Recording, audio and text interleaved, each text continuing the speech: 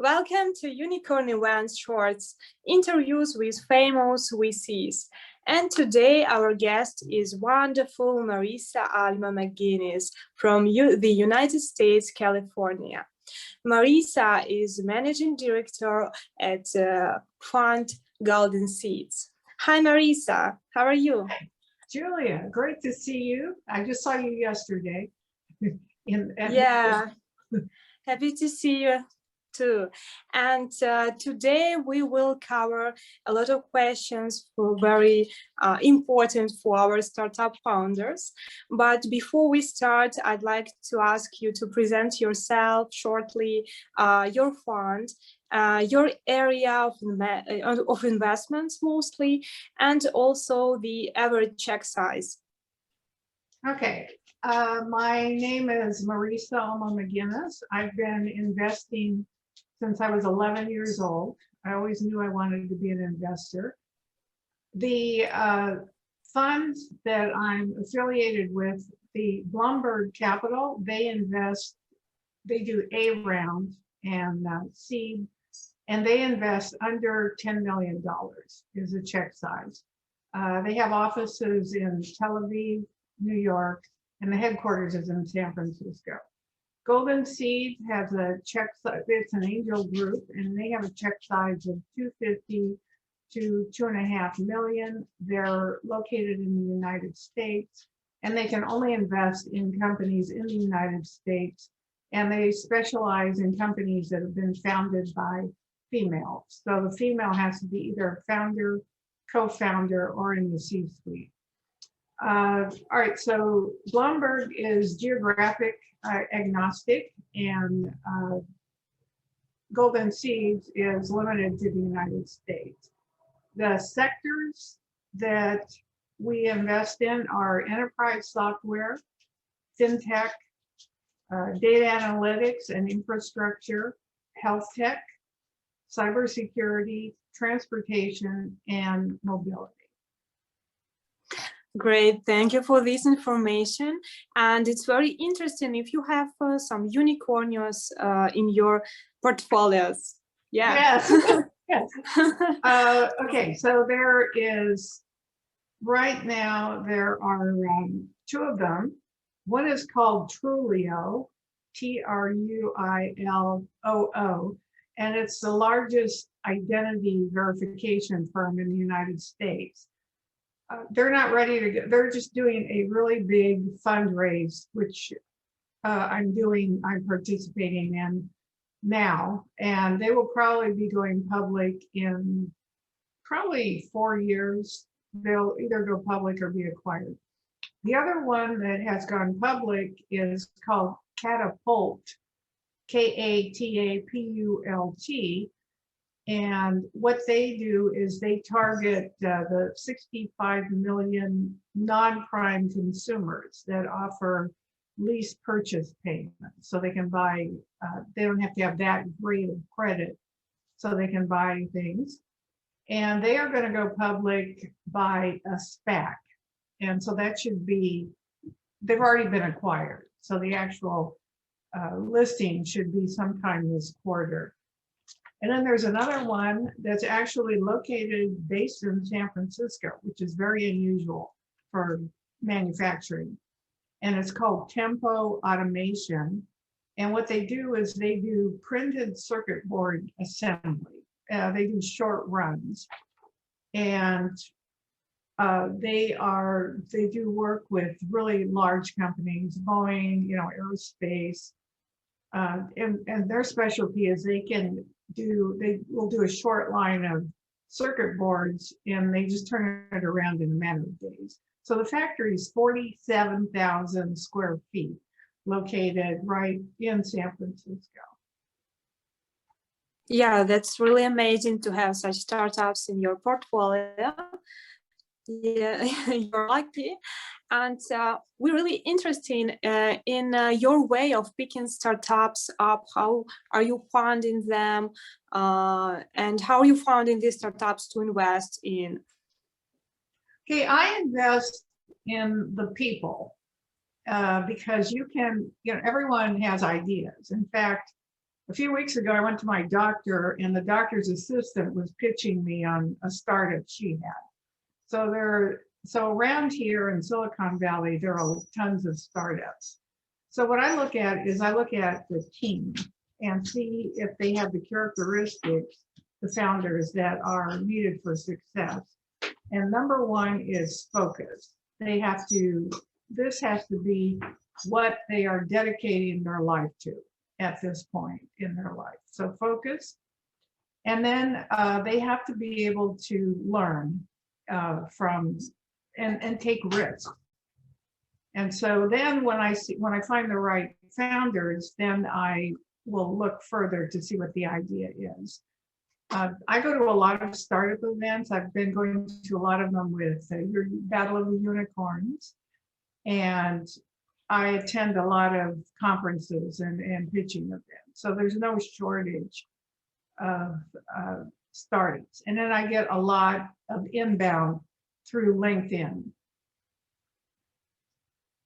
Yeah, that's interesting. And we know that you were a lot of times like an expert during our unicorn battles. And during the battle, while startup you are pitching, do you have some criteria how to evaluate their startups besides the team? Maybe more points? I like simplicity and clarity. And so what I want, and a lot of startups can't do this. So what I want is someone who can explain what they are doing, so it's understandable. I mean, they talk, but you don't know what they do. And then I look for someone who actually does not have competition. I know that's the kind of the opposite. Everyone looks and they ask. In fact, there's usually a whole page in the presentation about competitors. And so I want someone that doesn't have any competitors because that means they're doing something new. And people who are doing something new without competition, those are the ones that are going to turn into unicorns, not the ones that say, oh, the TAM is, $100 billion and we're going to get 1% of it. No, because in each sector there are market leaders, and those leaders take everything, and then the other people don't have much. So I look for focus and somebody who understands what they're doing, and someone who's has picked out a segment. I mean, it can be a big market, but some segment in that market where they're not competing with anybody. Yeah, exactly. I agree with you. And also, I'd like to know your opinion about online pitch contents in general. What do you think now? Is it easier to find investments now during the pandemic when everything is online, or maybe before was better? Oh, no, I think it's great because we can, before, for example, I get invited to a lot of pitch events, but anyway, and I refuse most of them. But anyway, I used to go in person. So they were limited. They would only be the ones like San Francisco, Palo Alto, Mountain View, and then Santa Clara. But with the online events, we get to see all of these great companies from Eastern Europe, like I did Eastern Europe, some of the Asian ones. I mean, it's fantastic. It's just opened up the whole world, and they're brilliant people, hardworking, educated people everywhere. They just didn't have access. And I don't have to look for parking. Sure. It is, yeah. So I think it's great. Okay. It's really great. I mean, for the VCs and for the company and for the startups, they have a lot more opportunity now. Exactly. Okay, and my next question will be maybe a little bit difficult, but how to pitch online and to get the investors' attention? So you give us some suggestions before, but maybe you can add something more. Okay, what the investors are looking for is they always ask about this. They're looking for traction. So in other words, if you have a prototype, you can pretty much forget it because no one is going to fund your prototype. I mean, you have to have something that's working, and you have to have some people using it. So, and you have to have some kind of growth and retention. So they're all looking for some kind of traction. That's why they look at the revenue model and the business model. And then a couple of things for example, a lot of business models will have a freemium, and then they're going to do advertising. And you really see a lot of that. So I kind of I stay away from that. And then this is the part they don't tell you. A lot of investors, especially in the Valley, we stay away from ones that have hardware components because, and I usually will ask this, do you have a hardware?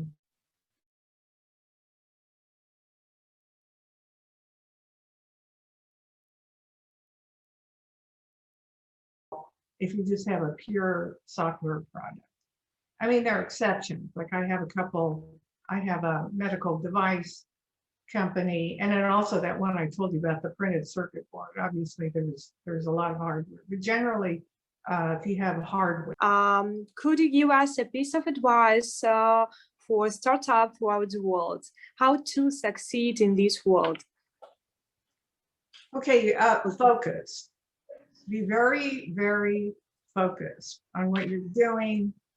And then do not just blast send out your pitch deck to everyone. Try and do a little bit of research and find people who will be interested in your product. So that's what you want to do. And then you never want to give up. And you must know that you will make a lot of mistakes. And that's good, because when you're making mistakes, it means you're doing something and you're learning. And then the other part that's difficult is the technology is changing, so you have to keep up with the technology. And so, for example, I take classes in specialized areas so I can watch the pitch of them. So, for example, right now, DeFi, decentralized finance, is a really big area, and cryptocurrency platforms. So you have to look at what's going on, and the other thing is you may have to pivot.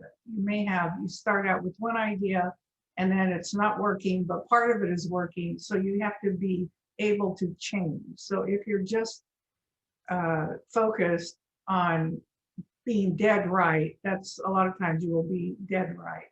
So you have to be flexible and persistent. And also lucky. A lot of it is timing and luck. And that you have no control over.